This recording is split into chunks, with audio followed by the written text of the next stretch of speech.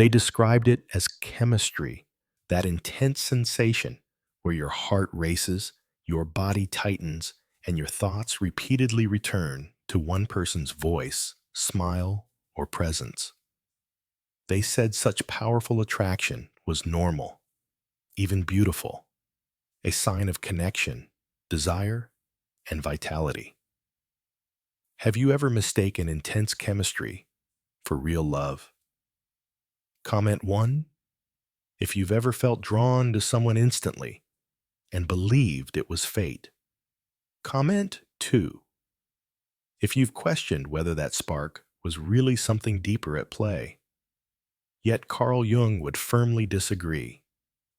It's not chemistry. It's not enchantment. It's your shadow. In his view, sexual attraction goes beyond love or physical match. It's a psychological eruption that often unveils your inner wounds more than your conscious desires. When your pull towards someone is so overwhelming that you feel helpless, it's not genuine love, it's projection. Jung taught that each of us harbors an unconscious counterpart anima in men, animus in women. These aren't just theoretical notions, they're potent emotional forces symbolizing parts of ourselves we've repressed, rejected, or never cultivated. The unsettling truth is that when someone mirrors your anima, or animus, your psyche ignites. It senses that person possesses what you're missing. Thus, you don't fall for them.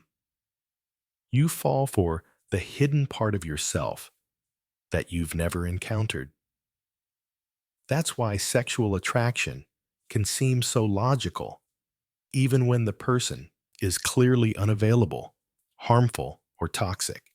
The magnetic pull overrides reason. You feel obsessed, entranced, because your unconscious mind believes they complete you. Consider the implications in a world where seduction is a tool, where individuals, knowingly or not, emulate your innermost fantasies. Some women naturally understand that to control a man, they need not use force, but rather reflect his subconscious desires. When a man hasn't faced his anima, hasn't questioned, why do I crave this? He isn't making a choice. He's being driven by his unresolved pain. And if a woman fits that role, whether she realizes it or not, he will succumb. He'll mistake it for love, but it's merely projection. She's not his soulmate. She's a reflection. Jung made a haunting observation. When two personalities meet, it's like mixing chemicals. If they react, both change. But when sexual attraction is driven by the shadow, that change can be toxic. Do you believe attraction always signals love? Comment 1. If you think powerful attraction can hide unresolved wounds. Comment 2. If you believe it's always a sign of true connection. It can become obsessive and harmful, reducing a person to mere desire. The harsh reality of attraction is this: you're not necessarily drawn to what's good for you, but to what finishes your internal narrative. And sometimes that narrative is tragic. A man who is emotionally neglected by his mother might feel invigorated by a cold woman who withholds affection unless pursued. He believes she's the one, but what he's truly doing is trying to rewrite his childhood loss. This is how unresolved sexual trauma operates, not always born of physical abuse, but of emotional wounds left unhealed. The woman becomes a symbol of that internal struggle. You chase the love you were once denied, and her rejection deepens the longing. Let's look at the other side. Some women aren't after love, they seek control. They don't desire affection, but to be pursued, idolized, and obsessed over. Their use of sexuality stems from deep pain, not malice. Their wounded shadow never experienced safe affection, so now it seeks power through allure. When a man worships her, she feels invigorated until he seeks real emotional closeness. Then she flees because reality shatters the illusion. Sexual attraction isn't always about forming a bond. At times, it's a psychological snare where unfulfilled emotional needs masquerade as love. Jung's intention wasn't to scare us away from desire, but to bring awareness. He urged us to question, who does my soul yearn for when reason sleeps? What am I truly longing for? If you never seek that answer, you'll continually choose the same kind of person in different forms. What you call fate is really your shadow orchestrating your choices. Here's a hard truth. The one you most desire may be the one who breaks you not out of malice, but because your unconscious is reenacting your core wound, hoping to finally overcome it. That's not love, it's karma. And karma isn't about retribution. It's about repeating lessons until you understand them. This is the heart of it. The darkness isn't external. It resides within in what you pursue, flee, or project. Attraction can be sacred, but only when you recognize what lurks behind it and ask, is this real love or am I trying to resolve something unresolved? You believe you're the one steering your romantic decisions, choosing whom to flirt with, date, or pursue. But what if your every move in love isn't truly yours? Carl Jung cautioned that the unconscious mind is always at work, and the most alarming part is that you're unaware when it takes over. Consider this real example. A man admired for his success and emotional insight repeatedly fell for women who emotionally rejected him. One left for another man. One disappeared after closeness. One ridiculed him for opening up. Different faces, same pattern. Rationally, he recognized these women weren't good for him, even told friends, "She's not healthy for me," yet he always returned. Why? Because his unconscious wasn't seeking love, it was trying to heal unresolved pain. This man had a cold, distant mother who withheld affection, making him feel unseen. As an adult, his mind keeps searching for that same emotional atmosphere, hoping to correct it. He's not pursuing women. He's chasing the ghost of his mother. This is the psychological loop of sexual attraction. It's not the person you're hooked on, it's the wound they symbolize. You're chasing the hope of finally conquering it. This is the cycle Jung warned about. Sexual energy is among the psyche's most potent forces. It transcends pleasure, intertwined with identity, safety power, and validation. When it combines with deep emotional wounds, it turns magnetic and explosive, yet dangerously unstable. Now, consider women. Some repeatedly gravitate toward emotionally distant men, those who are charismatic, thrilling, assertive, but also cold, aloof, and sometimes cruel. These women often ask, why do I only like men who hurt me or nice guys don't excite me? This isn't a personality defect. It signals deep emotional conditioning. Many learned consciously or subconsciously that love must be earned. Being ignored means working harder, and rejection is a test. So when a man seems indifferent, their attraction intensifies. Why? Because their unconscious recognizes the pain. There it is. Let's fix it this time. If the man knowingly or not leverages this pattern, he becomes her fixation. That's not genuine love. It's internal turmoil, searching for someone to rescue them. But the story doesn't end there.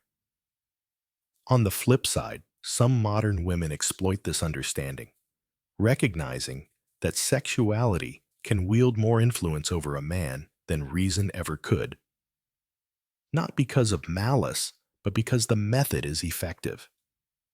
They discover that withholding emotional openness while amplifying physical allure creates an irresistible bond, one that most men cannot break. They imitate the man's desires, embodying his fantasy rather than showing their true selves. The more he pursues her, the stronger and more powerful she feels. This is psychological control disguised as romance. Jung would describe it as a projection trap. The man does not truly love her. He loves what she symbolizes, his missing half. Yet the disturbing truth is that she does not love him either. What she loves is the power, the ability to watch him unravel, because it restores something she once lost: a sense of control, security, or even the satisfaction of revenge. This represents the darkest realm of sexual attraction, where people meet not with genuine hearts, but with fractured reflections. Intimacy is not authentic. Here it is, performance. Both individuals use each other to repair unresolved wounds from the past. The stronger the intensity feels, the more perilous it becomes. For if you remain unaware of your shadow, it will exploit attraction to lead you into destruction, all while wearing the mask of love. Have you ever felt trapped in a relationship that looked like love, but felt destructive? Comment 1. If you've stayed in something that drained you. Comment 2. If you've walked away once you realized it wasn't real love. Jung did not present this idea to discourage relationships, but to emphasize that authentic love cannot exist without self-awareness. One must examine the people they feel drawn to and confront difficult questions. What do they remind me of from my past? Do I genuinely feel safe with them or merely addicted? Am I expressing my true self or simply becoming the version they expect? The reality is that attraction does not always signal compatibility. At times, it is a warning, a sign that your unconscious mind is attempting to complete an unfinished story rather than begin a healthy new one. This explains why people so often say, "Why do I always fall for the same type?" Or, "I knew they were bad for me, yet I couldn't stop." The explanation does not lie in rational thought, but within the unconscious. According to Jung's theory of individuation, we must integrate every part of ourselves, the anima, the animus, and the shadow, before we are capable of making authentic choices.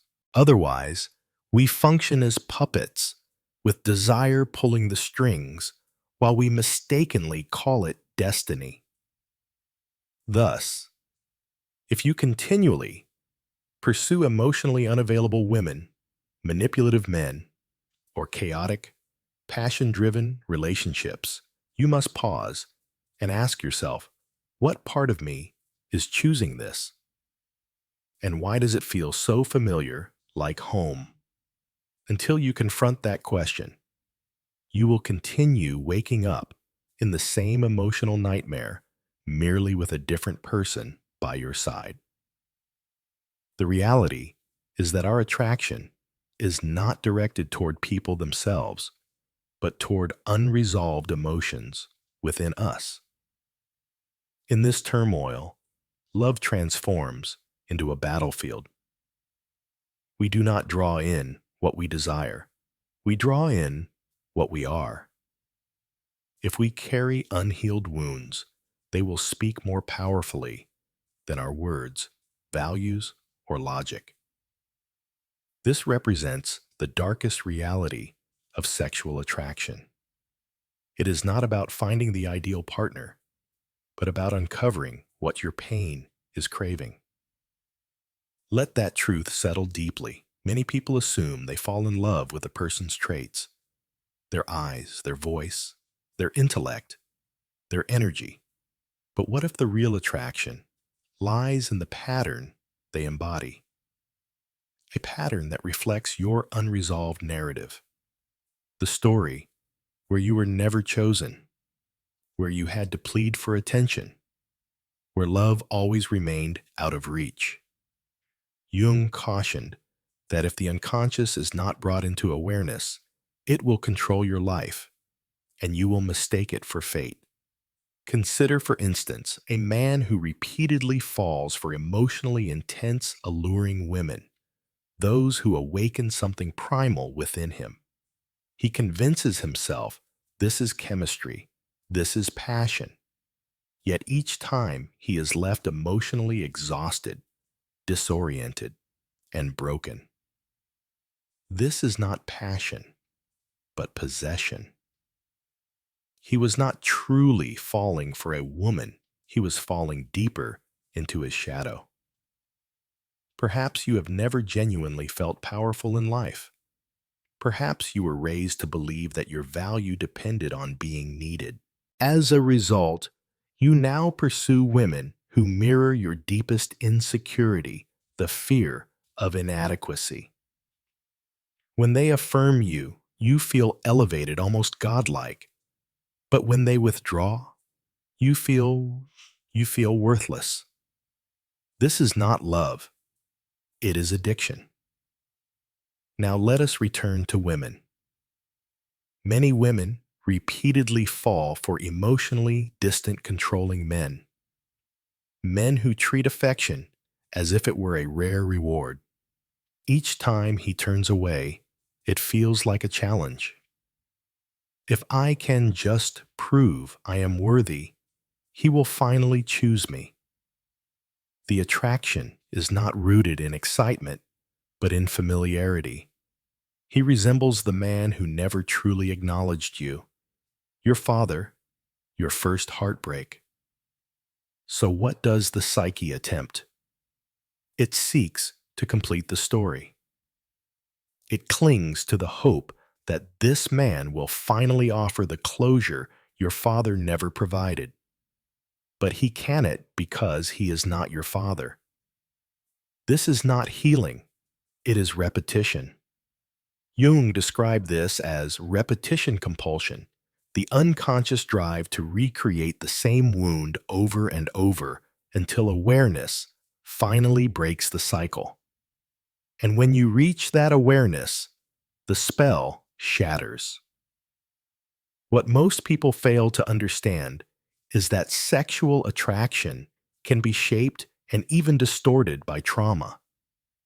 The more familiar a wound feels, the stronger the desire it produces. What you call a spark is actually a scream from your past. This is why the most toxic relationships are often the most difficult to escape. The difficulty is not rooted in love, but in emotional entanglement, ties woven from unresolved pain, binding you with invisible strings. At this point, you might wonder, what's the solution? Should we give up on love? Should we fear attraction altogether? The answer is no, but you must stop equating attraction with compatibility. Instead, take on the role of an investigator of your own desires. Ask yourself, why am I drawn to this person? What emotion do they awaken in me? Is this attraction born of wholeness or of emptiness? For if desire arises from lack, it will endlessly attempt to fill a void that no partner can ever fill, for it can only be healed by you. Jung believed that the path toward genuine love begins with individuation, the integration of one's shadow wounds and projections. Through this process, love ceases to be an act of clinging and becomes an act of choosing. It is no longer about seeking salvation in another's arms, but about sharing one's wholeness. True love emerges when you stop searching for someone to repair your past and instead learn to be fully present in the moment. At that point, sexual attraction shifts from chaos to clarity because you no longer pursue those who echo your trauma, but instead gravitate toward those who mirror your healing. And here lies the paradoxically beautiful truth. Such people will not make your heart race with panic, nor will they leave you sleepless, questioning your worth. Instead, they will feel calm, steady, and perhaps even dull at first, only because your nervous system has been conditioned to expect chaos. Peace feels strange, even foreign. But with time, you come to realize peace is not boring. It is simply unfamiliar, until you learn to embrace it as home. So the next time your heart races in someone's presence, pause and ask, is this genuine excitement, or is it fear wearing a disguise? For love does not always appear as fireworks. Often, it looks like stillness, safety, and truth. This is the love Jung urged us to seek, not the love built on fantasy lust or trauma, but the love that arises from self-integration. A love that does not imprison, but liberates. Therefore, before falling in love with another, fall in love with the parts of yourself that still cry out in pain. Listen to them, tend to them, and heal them. Only then should you choose love, not from desperation, but from a place of wholeness. This is how you break free from the darkest truth of sexual attraction, not by denying desire, but by learning to understand its message. If this video caused you to reevaluate your relationship history, if it stirred a discomfort that led to insight, click the like button so we know content like this is meaningful. Share in the comments your most important realization from watching. And if you have ever loved someone who embodied your past wounds, tell us how you broke that cycle. We are not merely creating a channel. We are fostering emotional transformation. So subscribe, share this with someone who needs it. And remember, you don't attract what you desire. You attract what remains unhealed. Let your healing become your strength. How has this message shifted your perspective on attraction? Comment 1 if you see your past relationships in a new light. Comment 2 if you're now more determined to seek peace over chaos and love.